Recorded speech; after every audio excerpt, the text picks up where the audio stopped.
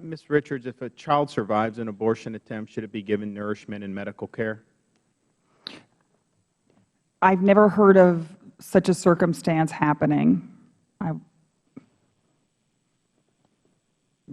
Really? Yes. I mean, So if it did happen, you would say it would well, be I can say at entitled to it or Planned not? Parenthood, I'm aware of no instance where we don't provide abortions after viability. So, but I certainly, it's in my experience at Planned Parenthood, we haven't ever had that kind of circumstance.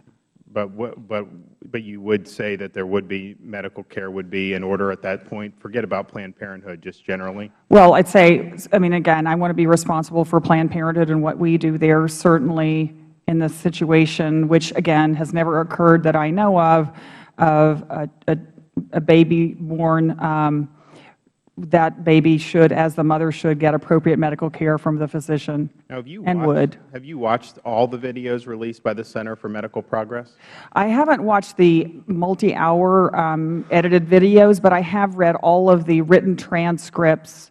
So the ones that are on YouTube, you haven't watched those? I know there have been a series. Well, there have been like hours and hours and hours. So I haven't, I mean, I did read through all the, I've watched many of the videos, and I've read through all the transcripts that have been provided. Again, I would say it's important that my position is I would like to see all of the videos that are not edited, and those haven't been provided. What about, there was one specific one that there was a technician, Holly O'Donnell, that she was describing harvesting the brain of a late-term boy. She said she wasn't sure if the baby was alive since its heart was still beating, and then she harvested the brain by cutting his head open, starting with the chin. Do you recall that?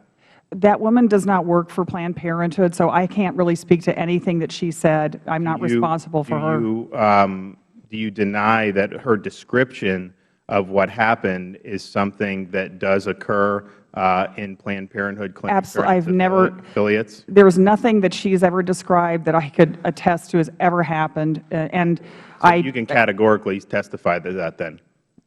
Categorically testify to what? Because I would be very careful what you're asking. That what she describes is well, I don't remember that particular video of Holly O'Donnell, but I will tell you she has never worked at Planned Parenthood. And she was a technician for STEM Express, but I think it was something that was very, very troubling to sit there and read that, or to sit there and watch that video. But let me ask you this. Do you admit that Planned Parenthood or its affiliates harvests and sells fetal body parts for profit? We are very clear at Planned Parenthood. We have a very clear policy on fetal tissue donation. It's done with the full consent of the patient. And as I said earlier in my statements, it is only currently done in fewer than 1% of Planned Parenthood health centers. But no profit.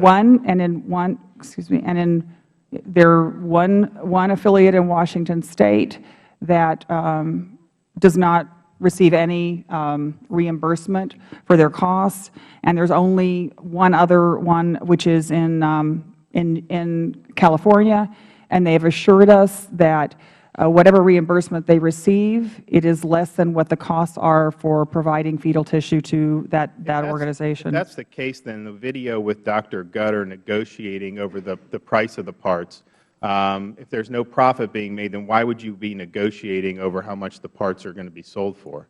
Well, with respect, I completely disagree with your characterization of that, and that is why I read all of the transcripts, the full, not these edited, sensationalized videos.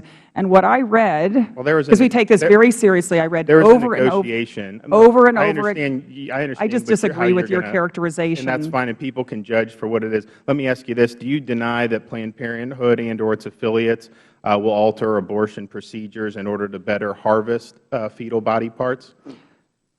We have a very clear policy, which I'm happy to read to you, about how we allow patients to make fetal tissue donations. Would you like me to? So since the release of the videos, have you or the Planned Parenthood Federation issued any updated guidance to the companies to whom you provide fetal tissue regarding the sale of fetal body parts for profit and or the manipulation of abortion procedures?